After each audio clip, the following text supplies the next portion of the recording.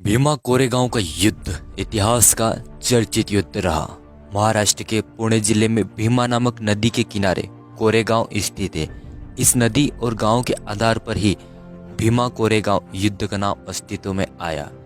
यह युद्ध हमें भारत की पुरानी परंपराओं से भी अवगत कराता है कि किस प्रकार पेशवा द्वारा भारत के एक समुदाय महार को कमर पर झाड़ू और गले में मटका बांधने को मजबूर किया जाता था, ताकि कोई महार रास्ते से चले तो उनके पैरों के निशान झाड़ू द्वारा मिटते रहे और वे थूकना भी चाहे तो उन्हें अपने गले की मटकी में ही थूकना पड़े।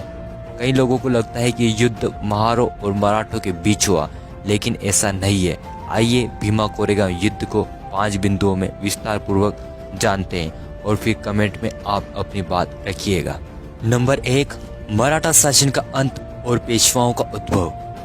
पेशवा मूल रूप से मराठा साम्राज्य के राजा यानी छत्रपति के अधीन होकर कार्य करते थे। मराठा साम्राज्य की नींव छत्रपति शिवाजी महाराज ने रखी। उनका राज तिलक 1674 में हुआ था। उन्होंने अपने जीवन में मुगल साम्राज्य के विरुद्ध कई युद्ध किए थे। 1713 तक आते आते मराठा कमजोर पड़ने लगे थे और पेशवा जो कि ब्राह्मण थे वे मुख्य भूमिका में आ गए और मराठा नाम मात्र का राजा रह गए और आगे चलकर पेशवाओं ने शासन की बागडोर संभाल ली। नंबर 2, महारों पर नियम थोपना। मराठा साम्राज्य की पूरी कमान पेशवाओं के हाथों में आ गई।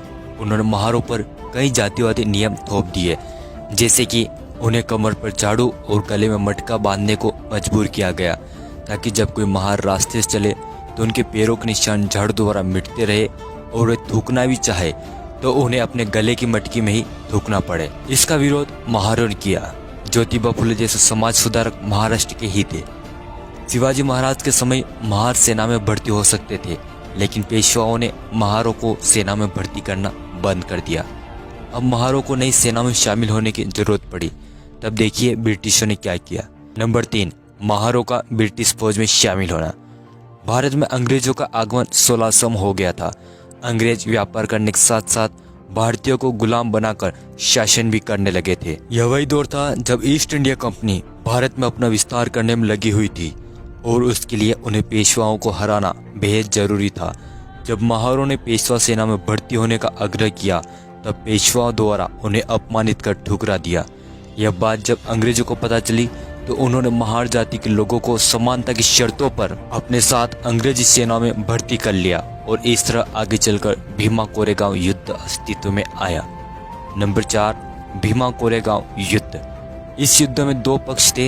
एक पेशवा बाजीराव द्वितीय 28,000 से अधिक सैनिक पुणे में हमला करने के लिए जा रहे थे।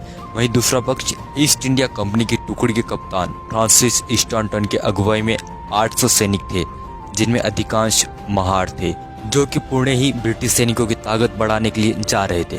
पेशवा और ब्रिटिश दोनों ही पुणे के लिए जा रहे थे, लेकिन रास्ते में इन दोनों सेनाओं की मुलाकात हो गई और जो पेशवा पुणे पर हमला करने जा रहे थे उनका सामना रास्ते में ही ब्रिटिशों से हो गया। ब्रिटिश सेना कोरेगांव में स्थित थी। पेशवा बाजीराव द्वितीय ने ब्रिटिश सेना पर हमला करने के लिए 2000 सैनिक भेजे और इस तरह युद्ध छिड़ा भीमा कोरेगांव युद्ध।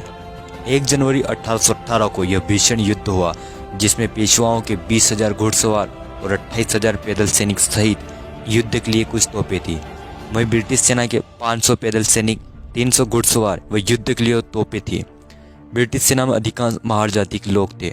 दोनों सेनाओं के मध्य करीब 12 घंटे तक युद्ध चला। ब्रिटिश महार सेना के आगे पेशवा टिक न सके। कैप्टन फ्रांसिस स्टॉन्टन के नेतृत्व वाली ब्रिटिश महार सेना विजयी रही। इस जीत के बाद पेशवाओं का शासन खत्म हो गया। उन्होंने पेंशन के बदले शाही दावों का आत्मसमर्पण कर दिया। इस युद्ध में शहीद हुए महार सैनिकों को श्रद्धांजलि देने के लिए ईस्ट इंडिया कंपनी ने कोरेगांव में एक विजय स्तंभ की स्थापना की।